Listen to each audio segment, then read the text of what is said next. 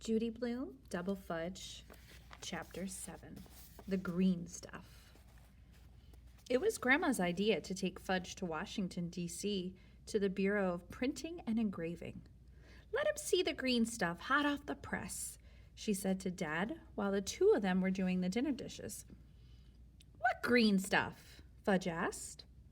They thought he was safely tucked away in bed, but I'd seen him crawl under the kitchen table, where he was listening to every word. "Fudge, what are you doing under the table?" Mom asked on her way back from putting Tootsie to sleep. "You're supposed to be in bed." "I can't go to bed until I know about the green stuff." "What green stuff?" Mom asked. "I don't know," Fudge said. "That's what I'm trying to figure out." "The green stuff is money," Grandma explained. "Oh, money," Fudge said. "I love money." "We know," I told him. "Are you going to cook some money?" he asked Grandma, laughing. Grandma laughed with him and shook her head. "You don't cook it. The government prints it." "I can print," Fudge said. "I can print the whole alphabet." "We know," I said. "Fudge," Mom said, "come out from under the table right now. Otherwise, we won't have time for a story." "I want Grandma to read tonight."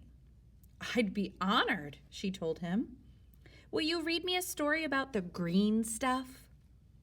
"I'm not sure you have any books about the green stuff," Grandma said, "but maybe I can make up a story about a little boy who liked money so much." "So much what?" Fudge asked. "So much he ate it?" "You'll find out when you're in bed and I tell you the whole story," Grandma said.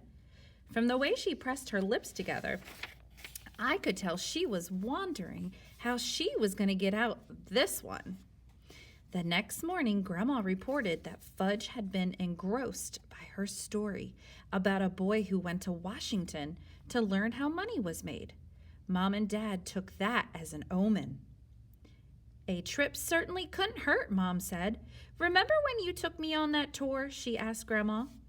"Yes, I do," Grandma said. "It might even help Fudge understand," Dad agreed. "Good idea, Muriel." Grandma beamed. "We haven't been to Washington in ages," Mom said. "I've never been there," I told them. "Jimmy Fargo says the Air and Space Museum is so cool. Can we check it out?" "Sounds good to me," Dad said. Grandma volunteered to stay at our apartment with Tootsie, Turtle, and Uncle Feather. And a week later, when school was closed for 2 days because of teachers' meetings, we headed for Washington, D.C. We started out early and ate breakfast on the train. Fudge was really impressed by the snack car. As soon as we carried our food to our seats, he was ready to go back for more. Mom and Dad were sitting in the row in front of us, so I was the one he kept annoying. "Come on, Pete! Let's go back to the snack car." "I'm still eating," I told him, slurping up the last of my juice. He was quiet for about 2 minutes. Then he asked, "Are we almost there, Pete?" "No, we're not almost there. We're not even close. It takes 3 hours to get to Washington, so why don't you look at your books or draw a picture or something?" I got out my Electroman Advance Plus, but just as I started a game, Fudge covered the screen with his hand. "Will you take me back to the snack car now?" "If I do, will you leave me alone?" "Sure, Pete." I asked Dad for money. He reminded me not to get Fudge any candy, as if I needed reminding. He was already flying high. "A banana would be good," Dad said, "and juice, not soda." The snack car was 3 cars forward. Fudge had already learned to open the doors between the cars by kicking the open door plate at the bottom of each door. He liked the whoosh of air as he raced from car to car. "This is so fun, Pete. I wish I could ride the train every day." "We ride the subway," I reminded him. "But there's no snack car on the subway, and the seats aren't soft, and when you look out the window, it's all dark." That's because the subway is an underground train. Wow, Pete! I never knew that. Well, now you know. William says learn something new every day. I snorted. William is smart, Pete. He's the smartest teacher in the world. Sure he is, I thought. Fudge got a banana and a juice box at the snack car. While I paid, Fudge peeled off the skin of his banana and shoved half of it into his mouth. His cheeks puffed out and he couldn't talk. His mouth was so full. He insisted on carrying the little cardboard box that held the rest of his banana and his juice box. But on the way back from the snack car, the train swerved and Fudge lost his balance. He flew into the lap of a woman in a red suit and coughed out the gooey, half-chewed banana all over her clothes. "Get off me!" she shouted. "Someone, get him off me!" She shoved Fudge off her lap as if he were a slobbering dog, or worse. "Oh!" she cried. "Look what you've done! You've ruined my suit!" She turned to the man across the aisle. "Can you believe this? And I've got an appointment at the White House." Then she glared at Fudge, who was picking himself up off the floor. "Do you know who lives at the White House?" she asked him. "The president," Fudge said. "That's right, and I'm going to tell him exactly how I got these stains on my suit." She jumped up and marched to the rear of the car, where there was a restroom. "Tell him it was a banana," Fudge called. "And tell him my name, too. It's Farley Drexel Hatcher, but he can call me Fudge." I grabbed him and pulled him back to our seats. No way was I ever taking him to the snack car again. When we finally got to Washington, our first stop was a tour of the Bureau of Printing and Engraving. That's where the green stuff is printed. There were about 20 other people in our group. Our tour guide's name was Rosie. She had dark eyes, reddish hair, and big teeth. Before our official tour began, Rosie told us some of what we'd see during our tour. Fun facts, she called them. I decided to write her fun facts in my notebook in case any of my teachers ever assigned a report on U.S. currency.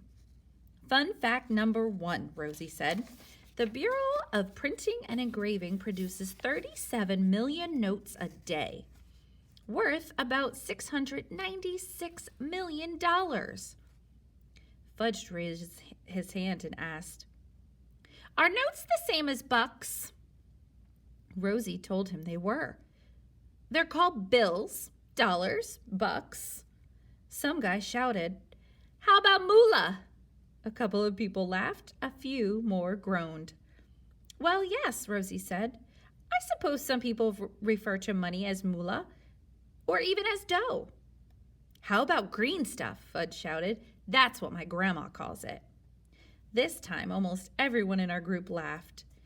Any minute I thought Fudge would take a bow, but Rosie kept checking her watch and asked the group to hold their questions and comments until she was finished running through all her fun facts. Then she led us through the metal detector. Fudge asked if we were getting on a plane. Rosie explained that we weren't, but because this is a federal building, they had to make sure no one was carrying a weapon. "A weapon?" Fudge said, right before Dad set off the alarm. Nobody would have paid any attention except that Fudge shouted, "Dad, are you carrying a weapon?" That got everyone's attention. "It's his belt buckle, turkey brain," I said. Rosie took a deep breath and checked her watch a couple of times. She was still smiling, but she didn't look that happy. She led us down a long hallway. We followed her single file through narrow corridors that twisted and turned. The old wooden floor squeaked under us. Every few minutes, we'd stop in front of glass walls that looked down into rooms where we could see the green stuff in production. As the crowd pressed forward to the window wall, Fudge worked his way up front, wedging himself between people's legs if he had to get a better view. Then he waved to the workers in the rooms below. I heard him singing under his breath, "Oh, money, money, money, I love money, money, money." I couldn't believe my parents thought bringing him here was a good idea. We saw the green stuff as it was printed, cut, stacked, and counted. Toward the end of the tour, Rosie invited Fudge to walk with her since he was so interested. I love money, he told her. Well, you've come to the right place, Rosie said. Want to see mine? He pulled out a jumble of fudge bucks. I make it myself. Pretty good, huh? Play money is fine, Rosie told him, as long as you don't try to use it or pass it off as real, because then you could get in big trouble. Why? Fudge asked. Because that's the rule, Rosie said firmly, which shut him up until the end of the tour. That's when Rosie asked our group if anyone had any special questions. Fudge's hand shot up first. Rosie didn't look thrilled, but she had no choice. She had to call on him. I still need to find out how you get a lot of it all at once, Fudge said. A lot of money, Fudge shouted. Mom stepped in and tried to explain. Fudge has become very curious about money, she told Rosie, and we thought that bringing him here...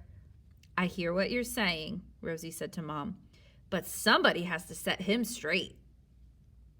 I'll set him straight, a tall man with silver hair said. First of all, young man, you need to get a good education. Then, when you're grown up, you need a good job. Then you save something from your salary every week. You invest carefully. You let your money work for you. And by the time you're my age, with luck, you'll have a nice little nest egg for your retirement. Our group applauded, but Fudge still wasn't satisfied. Or else someone can just give it to you, he said. You could hear the tongues clucking and the whispers in the crowd. I heard someone say, "This kid is hopeless." That's when Rosie announced that the next tour was about to begin and we could all proceed to the gift shop. You're going to love the gift shop, she told Fudge. All the children do. Gift shop, Mom said. Warren, did you know there was a gift shop? Dad groaned.